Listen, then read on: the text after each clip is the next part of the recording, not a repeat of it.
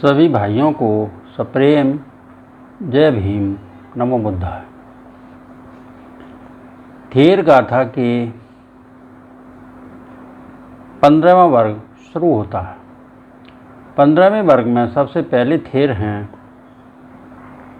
उत्तर। साकेत के एक ब्राह्मण कुल में उत्पन्न, भगवान से उपदेश सुनकर प्रवज्जित हो अनंत पद को प्राप्त। उसके बाद उस उत्तर स्थिविर ने सब ब्रह्मचारियों के बीच यह उदान कहा। खंधा मया परंयाता तन्हा में सुसमूहता भाविता मम बोझंगं पत्तो में आसवख्यो सोहं खंदे परियाय अब हित्वान जालिनं भावयित्वान बोजंगे निब्बायस्सं अनासवोति। मैंने स्कंदों को अच्छी तरह जान लिया है। मैंने तृष्णा का पूर्ण रूप से नाश किया है और बोधंगियों की भावना करके मैंने आश्रमों के क्षय को प्राप्त किया है।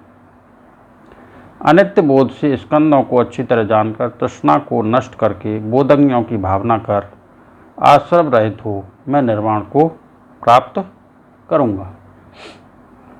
अगले थेर हैं भद्दीज। भद्दी नगर के एक सेठ के पुत्र बड़े ही वैभवशाली थे। बाद में भगवान से उपदेश सुनकर प्रवज्जित हो अनंत पद को प्राप्त हुए। एक दिन गंगा नदी के तट पर भगवान के कहने से भद्दीज ने रिद्धि बल दिखाया। एक बार भद्दीज प्रनाद नामक और प्रतापी और वैभवशाली राजा होकर पैदा हुए थे। उस समय का महल गंगा नदी में डूब गया था। भद्दीज ने रिद्धि बल से उसे भी उठाकर दिखाया और उसे लक्ष्य करके यह उदान कहा। पनादो नाम सो राजा यश यूपो सुवर्णयो तिर्यं सोढ़ं सुबेधु उभमाहु सहस्रधा सहस्रकंडो सतगेंडो धजालु हरितामयो अनुच्चं तत्थं गंधवा छ सहस्रानि सत्तधाति। वह प्रणाद नामक राजा था जिसका महल सोने का था। उसकी चौड़ाई 16 उद्वेध प्रमाण विशिष्ट तथा ऊंचाई 1000 उद्वेध थी। उसके सहस्रों तल्ले थे। प्रत्येक तल्ले पर सैकड़ों दरवाजे थे। जगह जगह पर ध्वजा और नीलम लगे थे। वहाँ 6000 गंधर्व 7 मंडलियों में नाचते थे। इसी कड़ी में अगले थेर हैं शोभित। श्रावस्ती के ब्राह्मण कुल में उत्पन्न, प्रवज्जित हो परम पद को प्राप्त, पूर्व जन्मों को स्मरण करने पर बहुत ही कुशल थे। इसलिए भगवान ने शोभित को इस ज्ञान में कुशल अपने शिष्यों में श्रेष्ठ घोषित किया। अपने कौशल को लक्ष्य करके शोभित स्थिविर ने यह उदान निस्सारित किया। सत्यमा पंयवा भिक्खु आरद बलवीर्यो पंचं कप्प सतानाहं एकरन्ते अनुस्सरिं चत्तारो सतिपट्ठाने सत्त अट्ठ च भावयं पंचं कप्प सत्तानाहं एकरन्ते अनुस्सरिं ते। स्मृतिमान प्रज्ञावान और उद्योगी भिक्षु हूँ। मैंने 500 कल्पों को एक ही रात्रि में स्मरण किया है।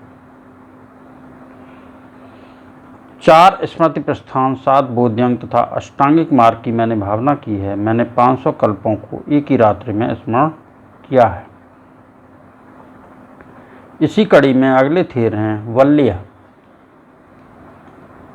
वैशाली के ब्राह्मण कुल में उत्पन्न, महाकात्यायन के पास प्रवज्जित हो योगाभ्यास करते थे, लेकिन प्रतिभा कम होने के कारण कम उन्नति कर सके। बाद में वेणुदत्त थेर के पास जाकर उनसे ध्यान भावना संबंधी शिक्षा ग्रहण कर अरहंत पद को प्राप्त हुए। वल्ली ने शिक्षा के लिए वेणुदत्त से जो प्रार्थना की थी उसी को दान के रूप में दिया गया है। यं किंचं दढ़ वीर्येनं यं किंचं बोधुमिच्छता करेस्सं नावरजिस्सं पश्य वीर्यं परक्कम्।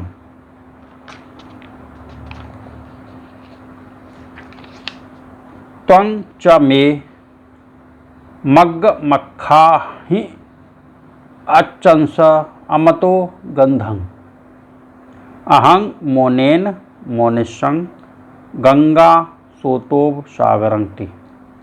जो काम दृढ़तापूर्वक पौरुष से करना है, जो काम सत्य के बोध के लिए करना है, उसे पूरा करूँगा और पीछे नहीं हटूँगा। मेरे पौरुष को, पराक्रम को देखो।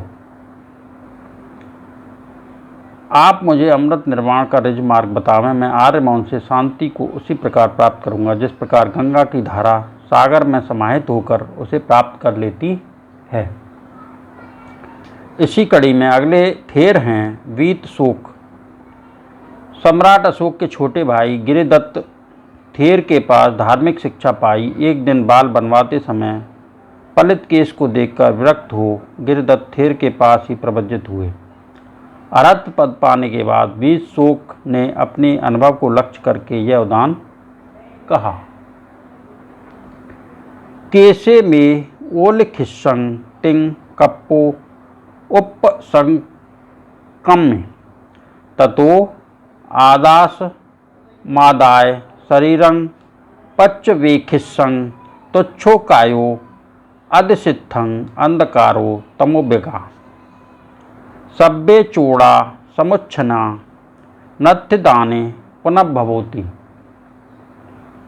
बाल बनाने के लिए नाई मेरे पास आ गया। उससे दर्पण लेकर मैंने शरीर पर मनन किया। मुझे शरीर तुच्छ दिखाई दिया, गंदगी से भरा दिखाई दिया। देखकर अविद्या रूपी अंधकार राशि दूर हो गई। वासना रूपी सब वस्त्र पूर्ण रूप से उच्छिन्न हो गए। अब मेरे लिए पुनर्जन्म नहीं।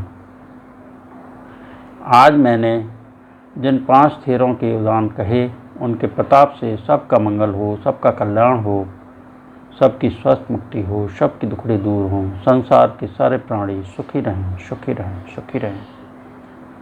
साधु साधु साधु।